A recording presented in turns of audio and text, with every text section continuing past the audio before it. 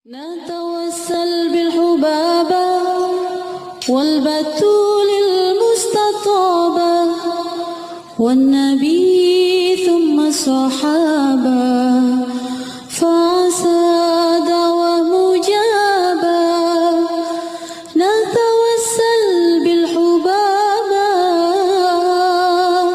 والبتول المستطابة والنبي صحابة فعسى ومجابة.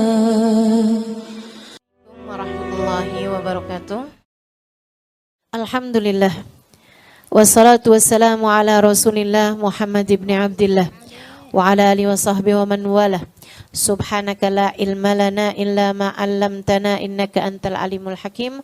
Rabbi shrah li sadri wa yassir li amri wahlul 'uqdatan min lisani yafqahu qawli, amma ba'du. Alhamdulillah, saudaraku sekalian saya muliakan, kembali untuk jangan difoto, jangan di video. Sepakat semua ya? Tadi juga saya ada dengar ustadzahnya nggak mau salaman. Sebenarnya bukan nggak mau, Bu. Mau banget saya salaman sama semuanya. Tapi kan banyak. Nanti waktunya jadi habis, sementara habis majelis langsung mau menuju ke Palangkaraya. Besok ada majelis di Palangkaraya. Jadi mohon keikhlasannya untuk tidak usah bersalaman, cukup dengan kita saling pandang memandang. Gitu ya. Siang hari ini tema kita adalah menjadikan surga dalam rumah tangga. Kayak katanya Nabi Muhammad tentang rumah tangga beliau. Baiti jannati, rumahku adalah surgaku. Saya waktu pertama kali dengar hadis ini dari masa saya kecil, saya bayangin rumahnya Nabi kayak istana. Saya bayangin rumahnya Nabi Muhammad sangat megah. Sampai-sampai Nabi menyebutnya sebagai baiti jannati, rumahku adalah surgaku. Ternyata sesudah saya belajar lama di pondok-pondok, itu sebabnya Sayyidah Aisyah bercerita Nabi Muhammad sholat di kamar sambil menyingkirkan kaki saya yang ada di hadapan Nabi Muhammad. Bukan karena Sayyidah Aisyah tidurnya terlalu kemana-mana, atau Sayyidah Aisyah yang tidur pun ingin dekat dengan Nabi Muhammad sholat, bukan. Akan tetapi disebabkan karena kamar Nabi Muhammad memang sangat sempit sekali. Kecil.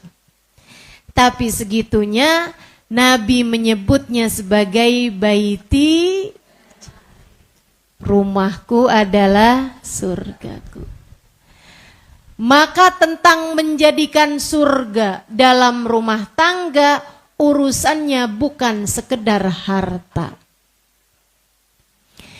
Ingin menjadikan rumahku surgaku tidak dengan cara beli AC yang paling dingin dipasang di semua ruangan.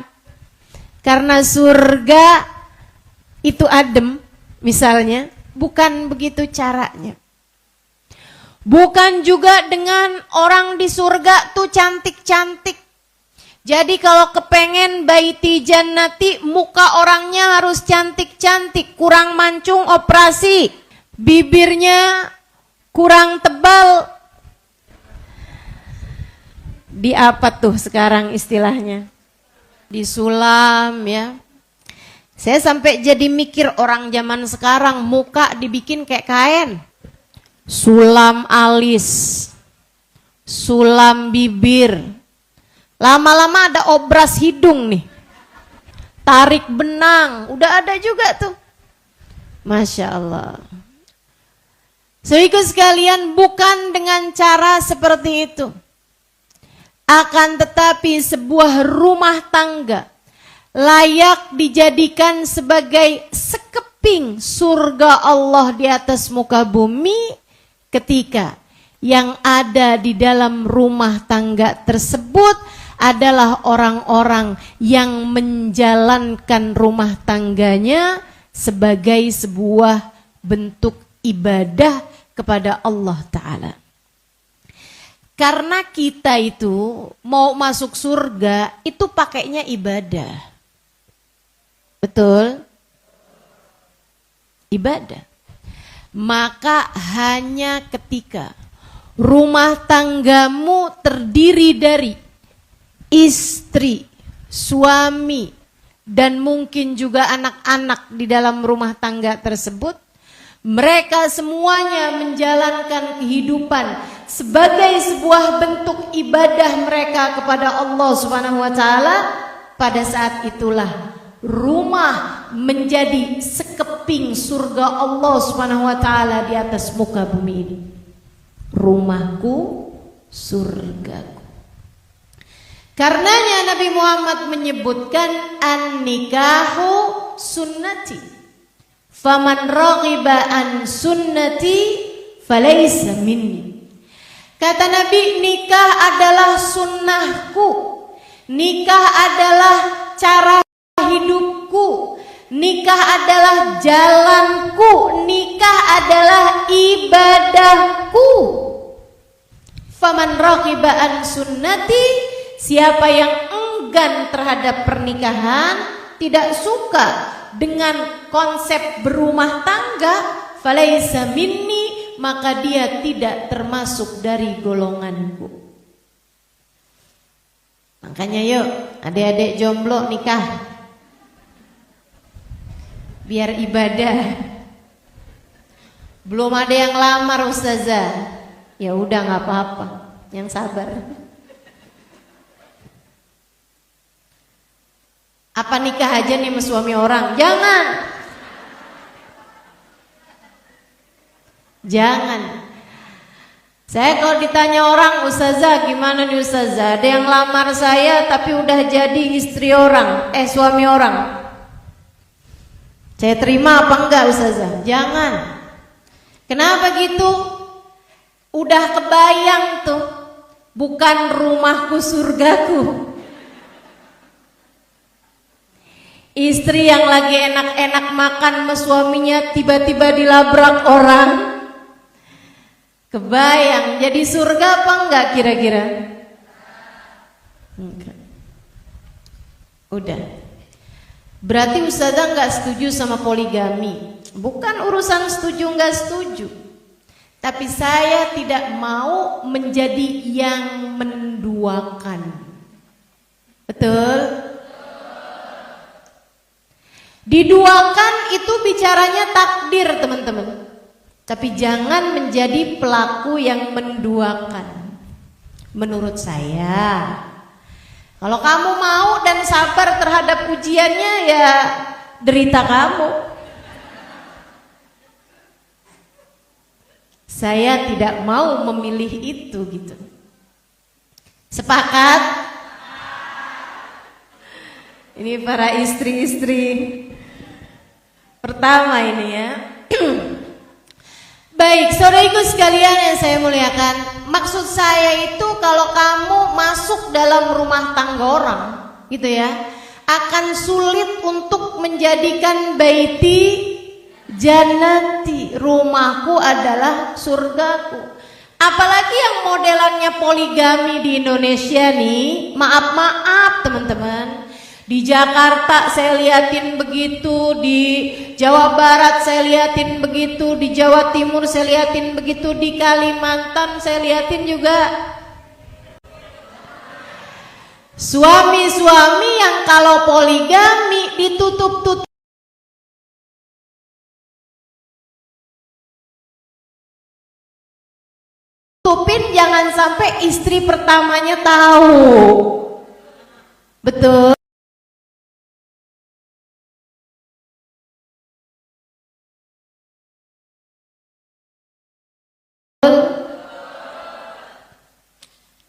Pada seneng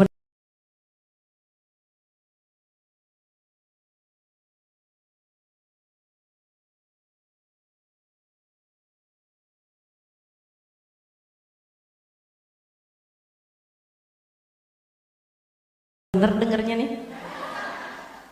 Ini Ustazah jarang-jarang nih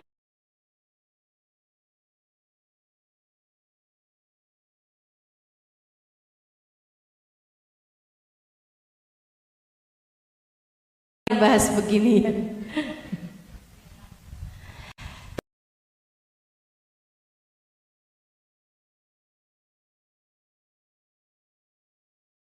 Teman-teman sekalian saya muliakan, maka untuk menuju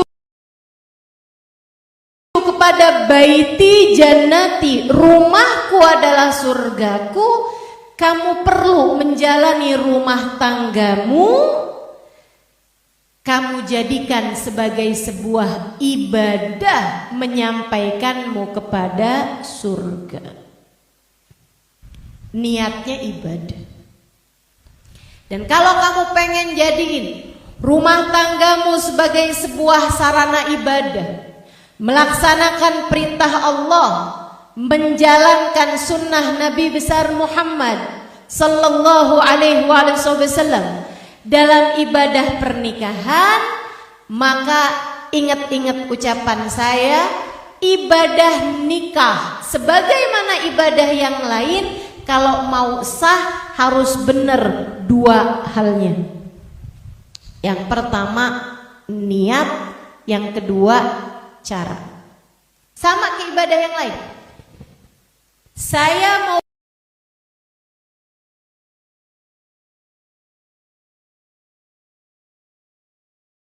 beribadah sholat, misalnya saya siang hari begini nih, saya sholat, usolli sunnatat tarawih rakaataini lillahi ta'ala Allahu akbar, habis selesai sholat duhur saya usolli sunnatat tarawih rakaatain lillahi ta'ala Allahu akbar. Sah apa enggak sholat saya? Dengerin saya niat usolli sunnatat tarawih rakaatain lillahi ta'ala, habis selesai sholat duhur. Sah apa enggak sholat saya? Enggak sah, teman-teman. Kenapa?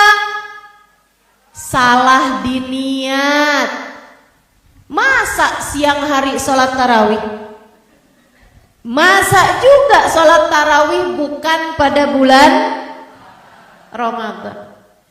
Jadi salah di niat, bikin sholatnya jadi enggak sah. Demikian pula salah bicara. Ada orang sholat usolli sunnah ba'diyat dhuhr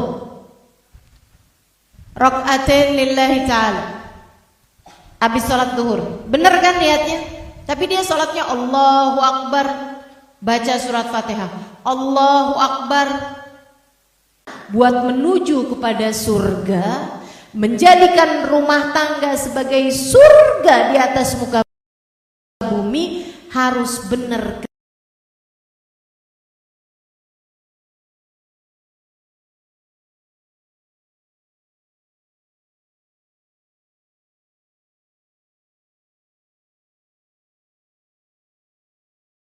Keduanya benar bicara, benar di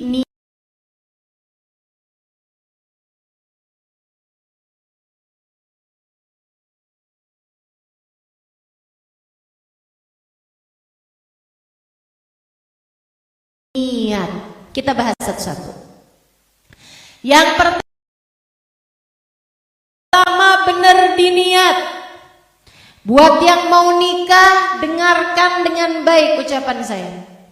Buat yang sudah pada nikah, silahkan perbaharui lagi niatmu. Buat yang sudah jadi mantan pengantin, suami saya udah meninggal Ustazah, gak usah dengerin, gak apa-apa. Benerin niat. Gimana caranya atau niatnya apa nih buat pernikahan? Niatnya ridho Allah, niatnya ibadah lillahi ta'ala. Nikahmu baru bener, rumah tanggamu baru bener kalau kamu menjadikan rumah tanggamu sebagai lillahi ta'ala, hanya mencari ridho Allah.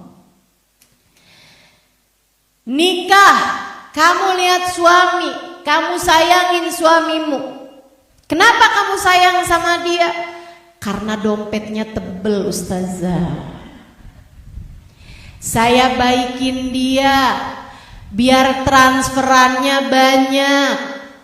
Saya baikin dia biar dia ngasih nafkah banyak sama saya. Nah ini nih, rumah tangganya bukan lillahi ta'ala. Susah mau baiknya tuh. Susah rumah tangganya jadi baiti jannati. Kalau istri ngelihat suami kebayang angka mulu gitu. Di Jakarta di Sampit nggak ada bedanya.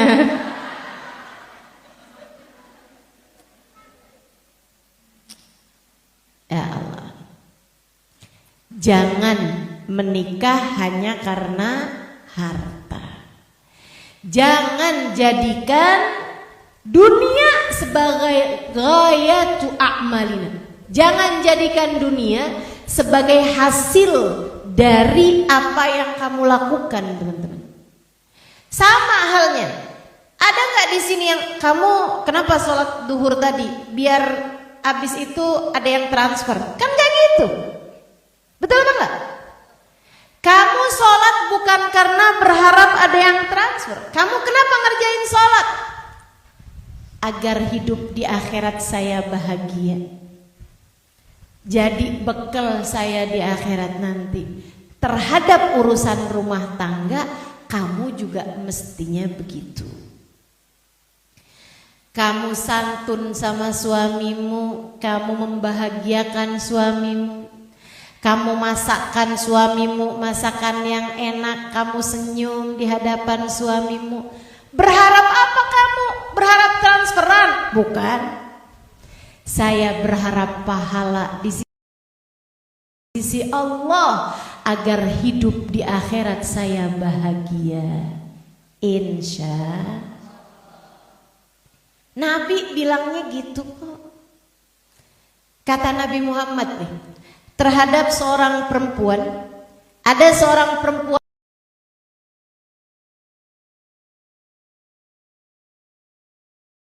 Ansor bertanya kepada Nabi Muhammad beberapa permasalahan dalam ilmu fikih.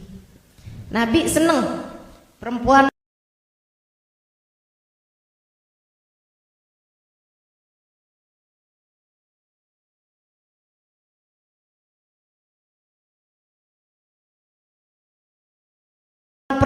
yang kritis, suka ngaji, suka belajar, nanya kalau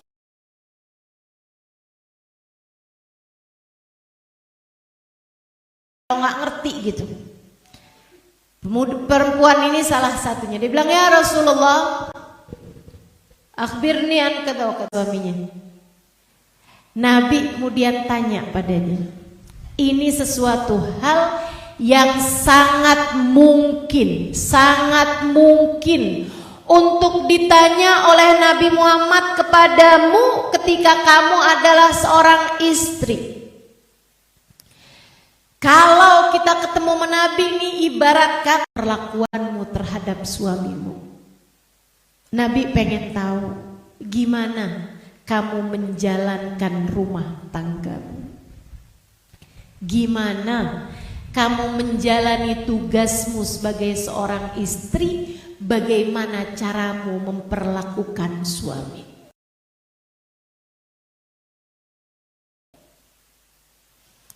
Cuman masalahnya, kalau kita ditanya pertanyaan semacam ini, saya nggak yakin jawaban saya ataupun juga jawabanmu menjadi seperti jawaban perempuan ini. Dia ketika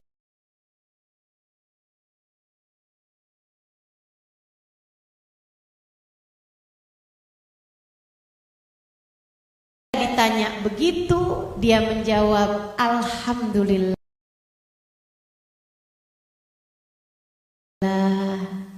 Ya Rasulullah, saya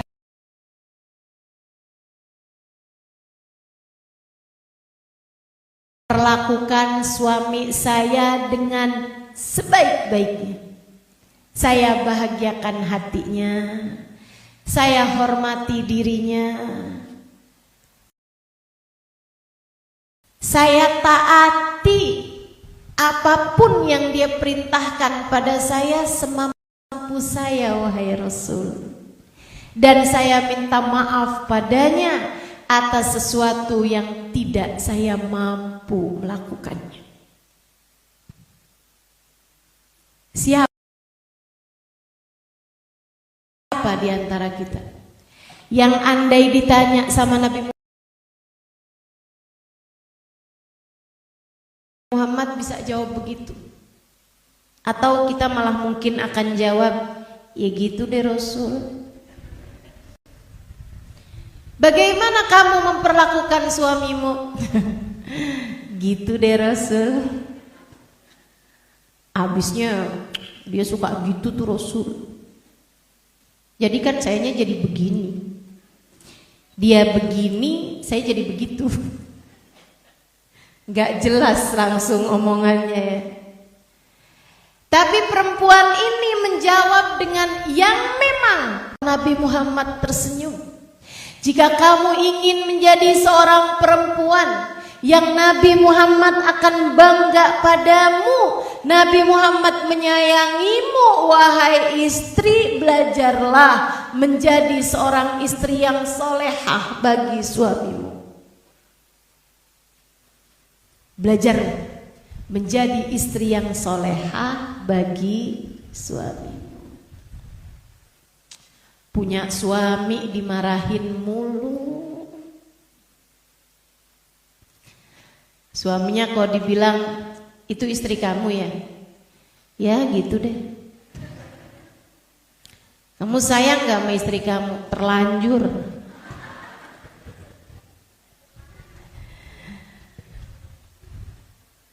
Masya Allah. Kita belajar buat jadi istri yang solehah. Insya terus. Jatuh bangun nih Ustazah, nggak apa-apa. Yang penting abisnya jatuh bangun lagi. Iya kan? Jangan jatuh kemudian udah sekalian aja deh. Sekalian aja tengkurap. Sekalian aja jatuh aja sekalian. Jangan. Jadi istri jatuh bangun nggak apa-apa. Yang penting sekali lagi tiap jatuh jangan lupa wanaruki. Ini ucapan Nabi ini teman-teman. Asli, saya kepengen banget tulis besar-besar saya taruh di dinding kamar saya. Cuman saya takut suami saya kegeeran. Jadi saya tidak melakukannya. Saya menuliskannya di dalam hati saya aja. Buat saya ngingetin diri saya. Nabi Muhammad tuh yang paling sayang sama kita. Gak ada lagi yang lebih sayang kepadamu manusia lebih daripada bagindamu Nabi besar Muhammad. Maka ucapannya adalah obat bagi kita sekalian. Ucapannya setara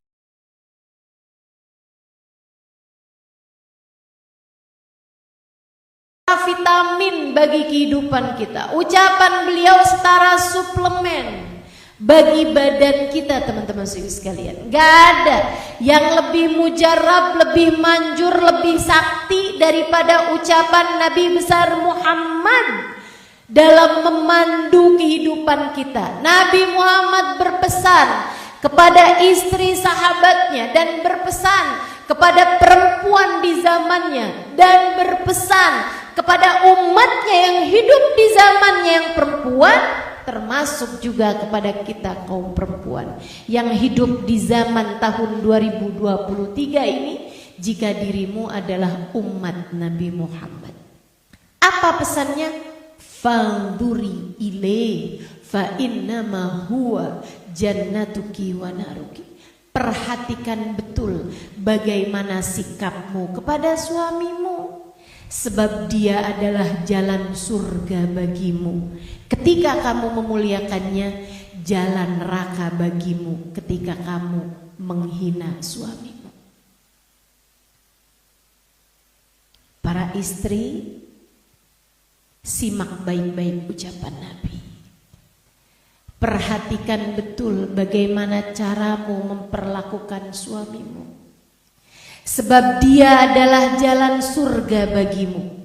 Ketika kamu memuliakannya, ketika kamu menghargainya, ketika kamu berlaku santun, menjadi istrinya yang soleha, dan ia adalah jalan nerakamu, membuatmu dimurka oleh Allah Subhanahu wa Ta'ala.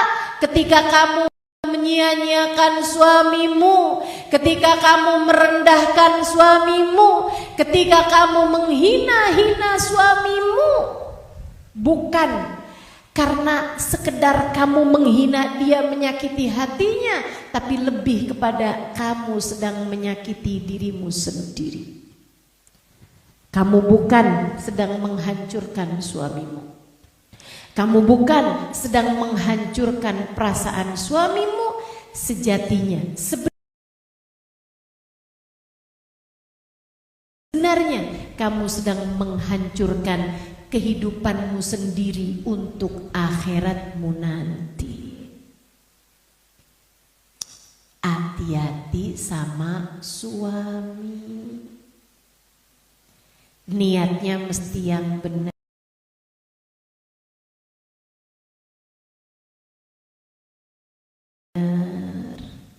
Niatnya lillahi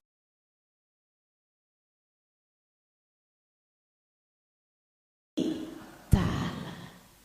Nyari ridha Allah, nyari surga Allah, nyari kebahagiaanmu di hari akhirat, nyari biar di akhirat nanti kamu ada di belakang Nabi Muhammad, nyari biar di akhirat nanti kamu ada di belakang Sayyidah Fatimah, istri yang sangat soleha. Biar di akhirat nanti kamu ada di belakang Sayyidah Khadijah, istri yang mendampingi suaminya dan berkorban dengan apapun yang dia punya demi untuk kebahagiaan suaminya. Istri yang sangat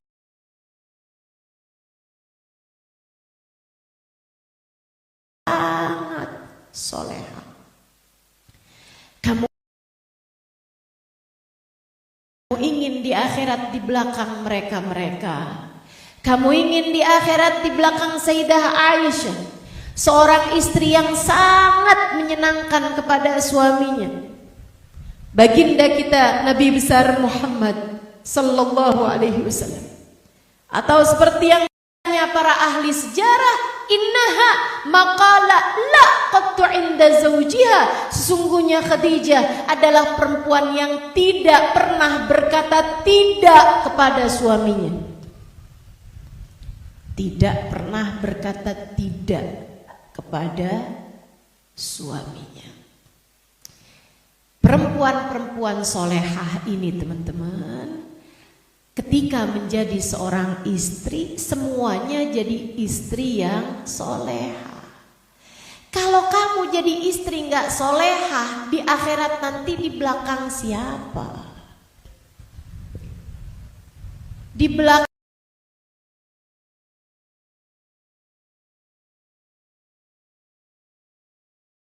istrinya Nabi Nuh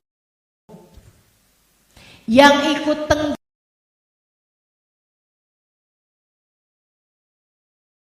semuanya jadi istri yang soleha. Kalau kamu jadi istri nggak soleha, di akhirat nanti di belakang siapa? Di belakang istrinya Nabi Nuh yang ikut tenggelam. Istri Nabi Nuh kurang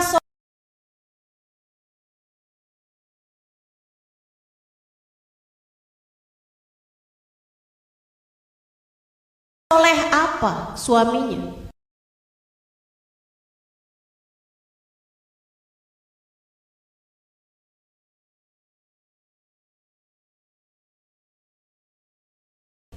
Suaminya seorang nabi.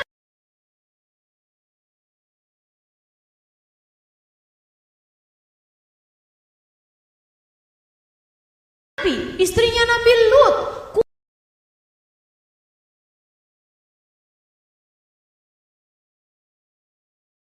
Kurang soleh apa suaminya? Tapi emang dasar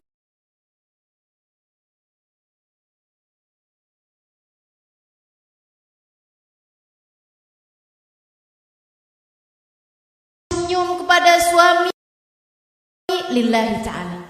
Kamu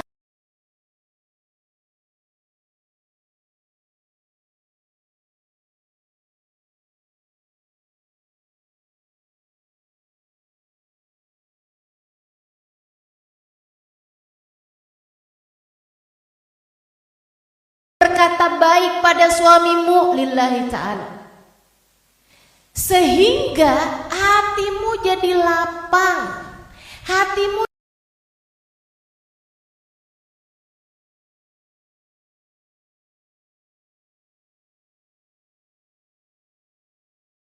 benar lillahi ta'ala. Enak loh kalau kita berumah tangga lillahi ta'ala tuh enak.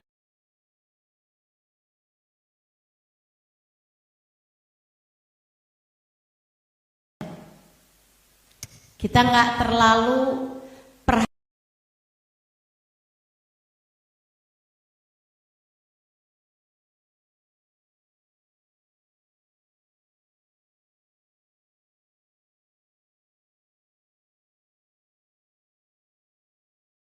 perhatiin bagaimana dia. Fokusmu kepada ibadahmu aja. Kamu berbuat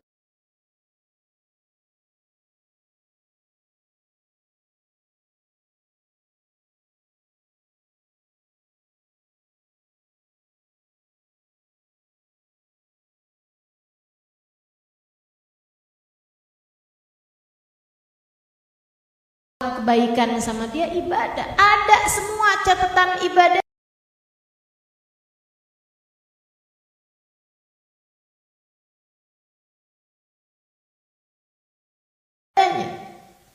Imam Ghazali bahkan bercerita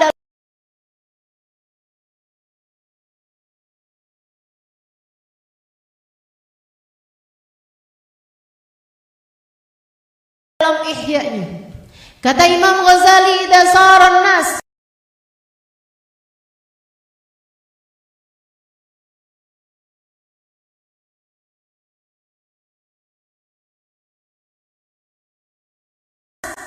fil mahsyar, ketika manusia berada di padang mahsyar, ketika manusia sedang tegang-tegangnya ada di padang mahsyar,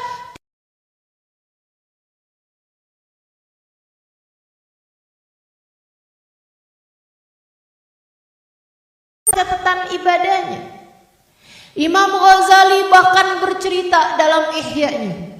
Kata Imam Ghazali, dasaran nas fil mahsyar, ketika manusia berada di padang mahsyar, ketika manusia sedang tegang-tegangnya ada di padang mahsyar, tiba-tiba terlihat cahaya yang sangat terang benderang, terdengar gemuruh suara yang sangat menggelegar. Orang-orang di padang mahsyar mengira Allah hendak menampakkan diri, mereka pun semuanya menundukkan kepalanya. Kemudian terdengar masin sebulan, sampai baunya udah jadi kayak sarang kecoa. Ya Allah, ya Allah. Yuk kita jaga jadi seorang istri yang menyenangkan suami ketika dilihat.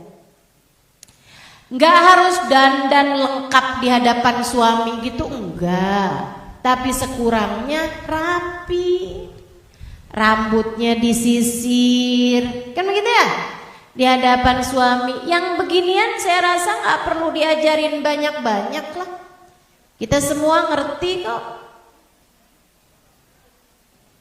Kenapa? Hujan? Nggak apa-apa, masih hujan air aja kok. Bismillah, dilanjut. Sehingga sekalian, allati asarratka hina nadarta ilaiha, yang menyenangkan ketika dilihat, ketika kita sedang bersama dengan suami. Menyenangkan artinya wajah yang ceria, begitu kan? Kalimat-kalimat yang menyenangkan. Yang kedua, yang taat ketika diperintah. Kalau suami nyuruh sesuatu tersebut kamu mungkin untuk melakukannya dengan mudah, laksanakanlah. Kecuali jika yang dia suruh sesuatu yang bertentangan dengan perintah agama. Kamu kayaknya pakai jilbab kelihatan lebih tua deh. Boleh nggak kalau jalan sama saya nggak pakai jilbab? Nah itu namanya perintah yang melanggar perintah Allah. La ta'ata li makhlukin fi maksiatil khaliq. Tidak boleh taat kepada siapapun jika itu membuatmu durhaka kepada Allah Subhanahu wa ta'ala. Tapi kalau perintahnya itu cuman sekedar yang kamu boleh gak sih kerudungannya ganti gitu, biar agak kelihatan lebih muda sedikit gitu. Ya udah ganti, Bu. Jangan pakai yang warna-warna tua, ganti pink misalnya, ya kan? Ganti gitu yang kira-kiranya dia bisa senang lihatnya gitu. Yang taat ketika diperintah. Kata Nabi kriteria yang ketiga, allati hafidhat malaka, yang dapat menjaga kehormatan dirinya. Allati hafizat nafsaha wa malaka hina ghibta minha, perempuan yang mampu menjaga kehormatannya, perempuan yang mampu menjaga dirinya dan mampu menjaga harta suaminya, ada atau tidak ada suaminya. Ini istri yang soleha, bisa menjaga dirinya. Dia tidak jadi perempuan murahan.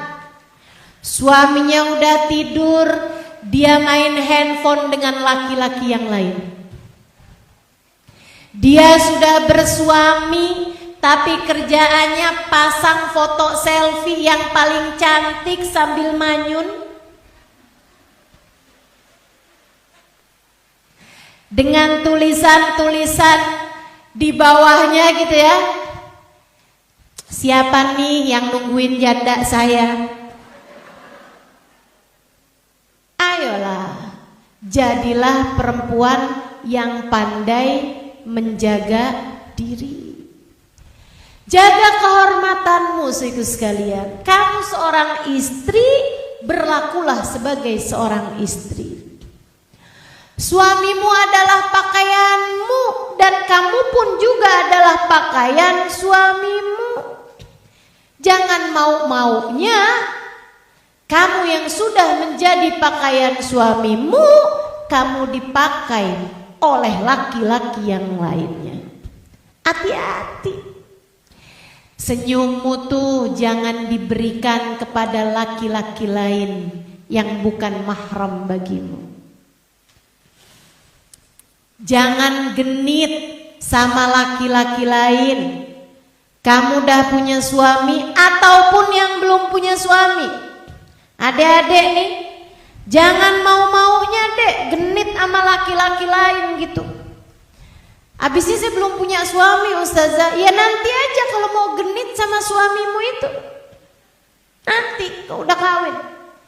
Tapi selagi tidak halal bagimu, jadilah perempuan yang terhormat. Enggak cekikikan sama laki-laki, enggak saling ngobrol-ngobrol kalimat-kalimat yang tidak pantas, gitu kan? Kalau ada laki-laki curhat kepadamu, enggak usah ditanggepin. Saya ini lagi ada masalah loh sama istri saya. Jawab aja, mohon maaf saya bukan psikiater. Saya bukan psikolog, silahkan. Saya juga bukan ustazah, saya bukan ustadz. Silahkan cari orang lain yang lebih bisa untuk menjadi teman curhat bagimu. Karena itu merupakan pintu masuknya setan, teman-teman saudara sekalian. Setan kayak gitu tuh, ngerusak rumah tangga kita. Istri yang tertarik dengan laki-laki yang lain, suami yang tertarik dengan istri yang lain atau dengan perempuan yang lain, menjadi sebab kehancuran rumah tangga. Di saat rumah tangga tersebut diharapkan berada dalam ridhonya Allah, diharapkan menjadi taman-taman surga. Teman-teman sekalian saya muliakan, ada nasihat dari Asma bintu Kharijah ketika beliau melepaskan putrinya menuju kepada rumah suaminya.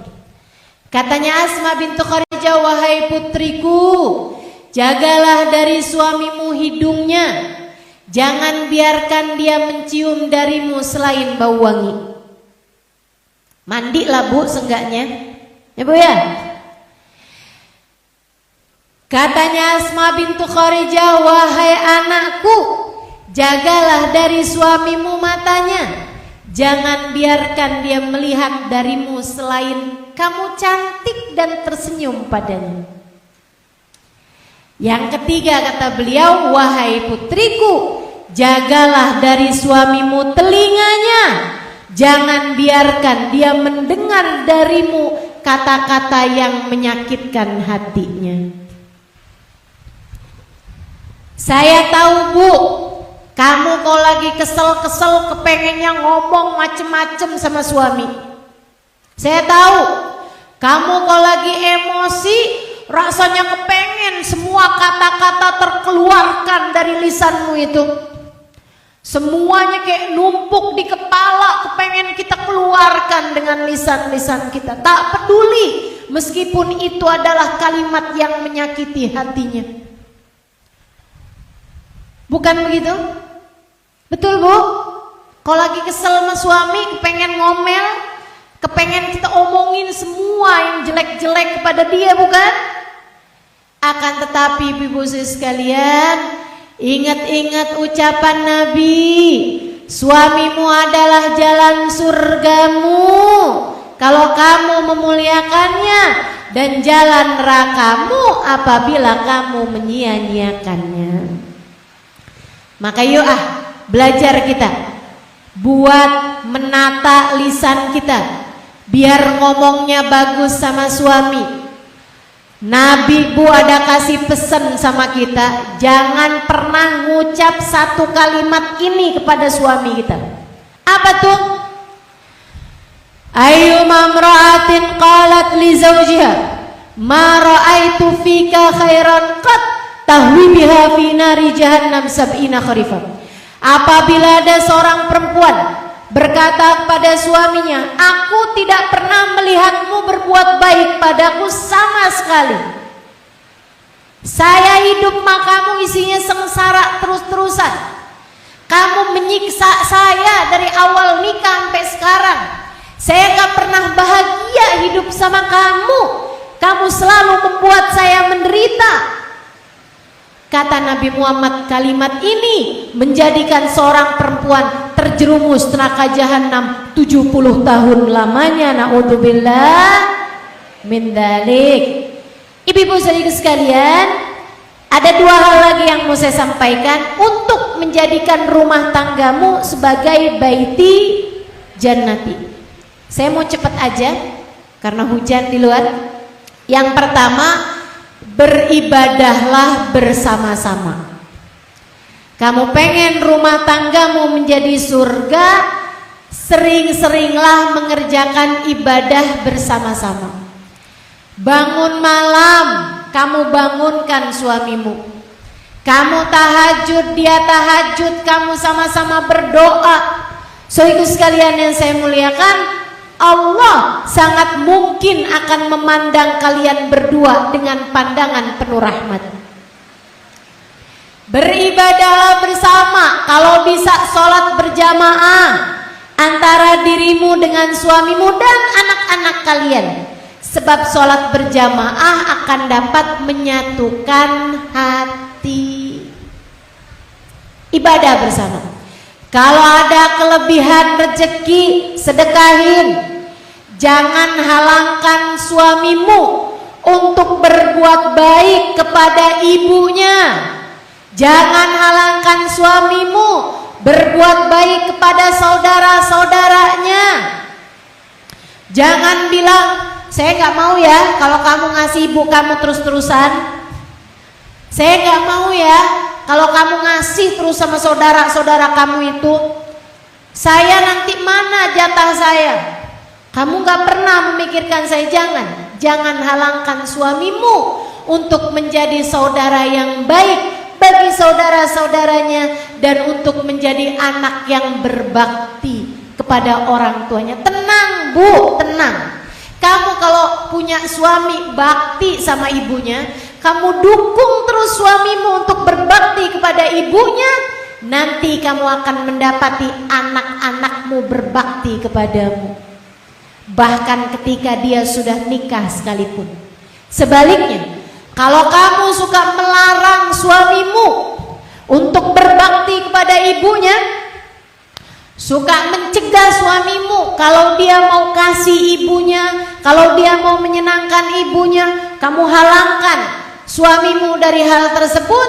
Jangan salahkan siapa-siapa. Nanti kamu punya anak laki-laki, istrinya akan mencegah dia dari berbakti kepadamu. Katanya Nabi Muhammad, birru aba'akum tabirrukum abna'ukum. Berbaktilah kalian kepada orang tua kalian, kalian akan mendapati anak-anak kalian berbakti kepada kalian. Kama tadin tudan, sebagaimana kamu berbuat, maka demikian pula lah kamu akan dibalas. Hal terakhir, jangan lupa selalulah berdoa, memohon kepada Allah agar rumah tangga kalian dijaga Allah Subhanahu wa ta'ala. Doa terutamanya di waktu-waktu mustajab. Kapan? Saat sedang turun hujan. Kapan? Saat sedang berada di masjid. Kapan? Saat kamu sedang berkumpul bersama dengan orang-orang yang soleh-solehah seperti saat sekarang ini. Bersama dengan kita banyak orang-orang. Dan yang banyak ini teman-teman, banyak pula yang solehah tentu saja. Karenanya waktu kita untuk berdoa, kita minta kepada Allah, semoga Allah memandang rumah tangga kita dengan pandangan penuh kasih sayang. Allah turunkan dalam rumah tangga kita sakinah, mawaddah, warahmah. Allah turunkan sakinah, ketenangan. Allah turunkan mawaddah, rasa saling sayang, rasa saling cinta. Allah turunkan rahmat, kasih sayang dari Allah Subhanahu wa ta'ala, yang dengannya suami dan istri serta anak-anak mereka saling sayang di dalam rumah tersebut. Kita minta kepada Allah Subhanahu wa ta'ala, Allah turunkan hujan rahmatnya pada rumah tangga kita, menjadikan rumah tangga kita adalah sarana-sarana kita menuju kepada surga Allah ta'ala.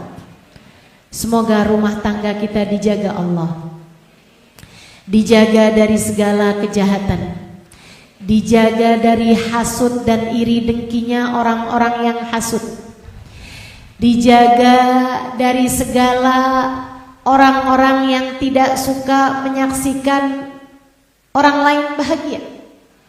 Semoga Allah Subhanahu wa ta'ala menjaga rumah tangga kita dari godaan-godaan setan. Semoga Allah Subhanahu wa ta'ala menjaga rumah tangga kita dari segala ajakan-ajakan berbuat dosa, hingga kita, suami kita, anak-anak kita menjadi hamba-hamba Allah yang salehah, bergerak, berjalan, diam, tidur, makan dengan rahmat dan kasih sayang Allah Subhanahu wa taala, dalam pandangan cinta dan bimbingan Allah Subhanahu wa taala, ala hadhihi niyyah wa bi kulli niyatin salihah jami'ah syamilah ila hadratin Nabi Muhammad sallallahu alaihi wa ala alihi wa sahbihi wasallam. Al-Fatihah.